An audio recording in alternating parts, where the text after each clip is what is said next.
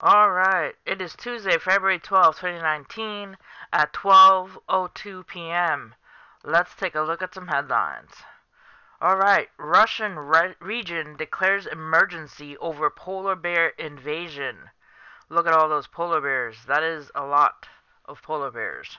A Russian archipelago on Saturday declared an emergency situation over an invasion of dozens of aggressive polar bears that have entered homes and public buildings.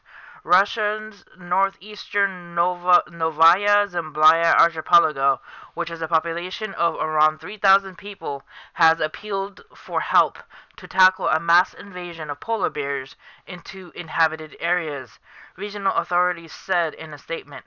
Russian authorities have so far refused permission to shoot the bears, but are sending a commission to investigate the situation and have not ruled out a cull. Polar bears are affected by global warming, with melting ice forcing them to spend more time on land when they compete for food. Scientists have long warned that the shrinking sea ice in the Arctic poses a direct threat to the bears and increases the likelihood of encounters with humans. That is pretty sad that so many polar bears are having to deal with this because of the snow and the loss of sea ice. Alright, next. More than 200 Baptist ministers, deacons, and others have been found guilty of sex abuse, report says. A total of about 380 Southern Baptist leaders and volunteers have faced allegations of sexual misconduct, a newspaper investigation found.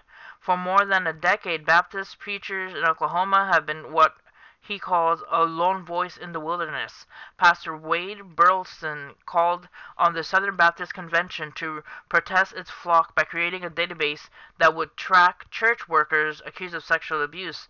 Such a list was published Monday, but not by the Baptists.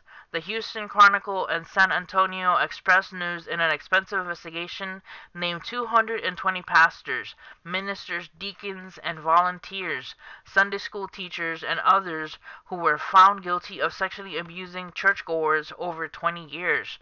More than 250 have been charged, and roughly 380 Southern Baptist church leaders and volunteers have faced allegations of sexual misconduct involving more than 700 victims, the report has found. This includes those who were convicted, credibly accused, and successfully sued.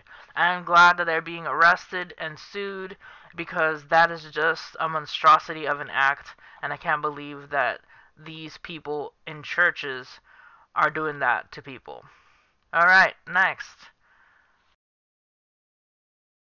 Why Fox News Hegseth says he hasn't washed his hands in 10 years. A Fox News host who hasn't washed his hands in over 10 years. Want to shake hands or share pizza with Fox and Friends personality Pete Hegseth? Then the following may be useful information. Yes, you heard that correctly. On the Fox and Friends segment attached on the tweet, Hagman claimed, "I do not think I've washed my hands for 10 years, not 10 minutes, not 10 hours, not even 10 days. 10 years. He reemphasized by saying, "Really, I don't really wash my hands ever," which is even longer than 10 years. Not exactly the type of thing you want to hear at a party or a meal or at work or pretty much any situation on planet Earth. Why on earth would you not wash your hands ever? Hegseth explained, "I inoculate myself. Germs are not a real thing. I can't see them, therefore they are not real." Alright, so he doesn't believe the germs are real, so he doesn't wash his hands. That is pretty gross. Alright, next. Texas man enters abandoned home to smoke weed, finds a tiger.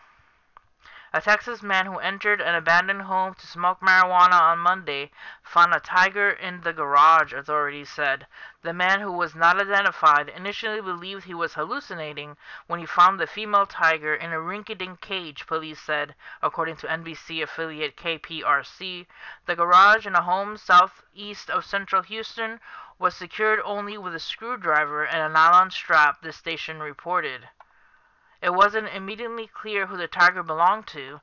Images from Houston's Animal Control Center showed 3 officers preparing to move the animal to a secure location. An agency spokeswoman, Lara Cottingham, told the Houston Chronicle that a wildlife refuge would take the tiger on Tuesday. That is pretty crazy to find a tiger while you're trying to smoke weed. I'm sorry, I don't smoke weed, but any person who is smoking weed and then they find a tiger, they probably think they are hallucinating because that's just crazy. Alright, guys. See you next time. Hit like and subscribe for more awesome headlines. Alright, guys. Stay safe out there. God bless.